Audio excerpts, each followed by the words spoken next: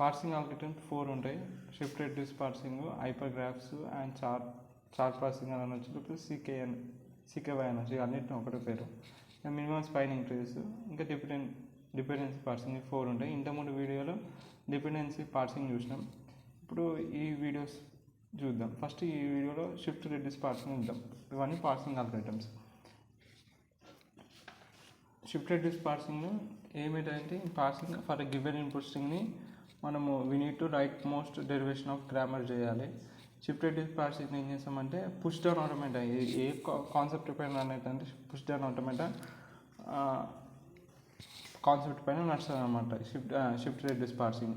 ఇలా shift reduce పార్సింగ్లో push down ఆటోమేటాని యూజ్ చేస్తుంది. దాని పీడీ అనొచ్చు. ఇది పుష్ డౌన్ ఆటోమేటా ఏం చేస్తుంది అంటే స్టాక్ని యూజ్ చేస్తుంది. సేమ్ ఇక్కడ కూడా మనము స్టాక్ని యూజ్ చేస్తాం అనమాట. The shift reduce parser has 2 steps ఉంటాయి షిఫ్ట్ రెడ్యూస్ పార్సింగ్లో. Shift step in this step input stream అనేది advance by 1 symbol is consider as single node parse tree. Example చేస్తే మీకు అర్థమవుతుంది. సెకండ్ రెడ్యూస్ స్టెప్లో it applies completed grammar rule to recent parse tree and combine them together as one tree with new root symbol. So ఇది మనకి ఉన్న question.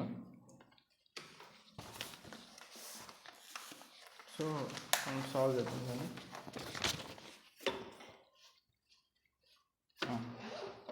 So ఇక్కడ నేను రాసుకోవాలి. వాడి ఇన్పుట్ ఏమి ఇచ్చిందంటే A and B or C ఈ 3 ఇచ్చాను. ఏ చూసుకోవాలి. సో నువ్వు ఏం చేయాలంటే ఫస్ట్ 3 ఇట్లా తీసుకోవాలి. 1 2 3 ఉంటుంది ఎట్లా అన్నది. ఫస్ట్ది స్టాక్ అనమాట. నెక్స్ట్ది ఇన్పుట్, ఇంకోటి యాక్షన్. స్టాక్లో ఎప్పుడు $సింబల్ ఉంటుంది డిఫాల్ట్. ఇప్పుడు ఇన్పుట్ ఏమి ఇచ్చాను, ఇన్పుట్ చెప్పినా కదా A and B or C ఉంది. యాక్షన్ ఇంకా ఏం చేస్తున్నామో అది ఇక్కడ యాక్షన్లో రాయాలి. ఫస్ట్ ఏం చేస్తా, దీన్ని అటు పంపిస్తా, ఏని అటు పంపిస్తా. సో ఓకే, ఏని ఫస్ట్ అటు పంపిస్తా, లెఫ్ట్ సైడ్ పంపిస్తా, స్టాక్లోకి పంపిస్తా. సో ఇది ఇప్పుడు ఏముంటుంది, అండ్ బి ఆర్ సి ఉంటుంది. నేను ఏం చేసిన ఏని షిఫ్ట్ చేసిన కాబట్టి ఏం యాక్షన్ చేసినా అది ఇక్కడ రాస్తా, షిఫ్ట్ ఏ అని రాస్తా. తర్వాత ఏం చేసిన, ఇప్పుడు ఏకి ఏమని ఉంది, ఏని ఎన్లకు రాసుకోవచ్చు కదా నేను. సో అది రాసుకుంటా, $n రాసుకుంటా. ఇది ఏం మార్చలేదు కాబట్టి ఇన్పుట్ స్ట్రింగ్ అలానే ఉంటుంది.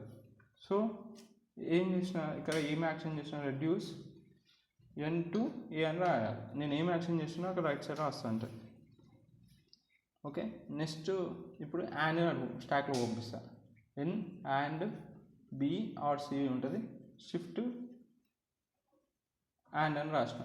Okay done. ఇప్పుడు ఏ అండ్ ఉందా మన దగ్గర, రైట్ సైడ్ లేదు. ఏ అండ్ ఎన్ ఉంది కానీ లేదు. సో అంటే పెట్టేస్తా. ఈసారి ఏం చేస్తా, బీని పంపిస్తా. ఏ అండ్ బీని షిఫ్ట్ చేసిన స్టాక్ లోపలికి. ఆర్ సి ఉంటుంది. ఏం యాక్షన్ ఏం చేసిన, షిఫ్ట్ బీని షిఫ్ట్ చేసిన. సో ఇది చూడు, ఎన్ అండ్ బి లేదు, ఎన్ అండ్ ఎన్ ఉంది కానీ ఎన్ అండ్ బి లేదు.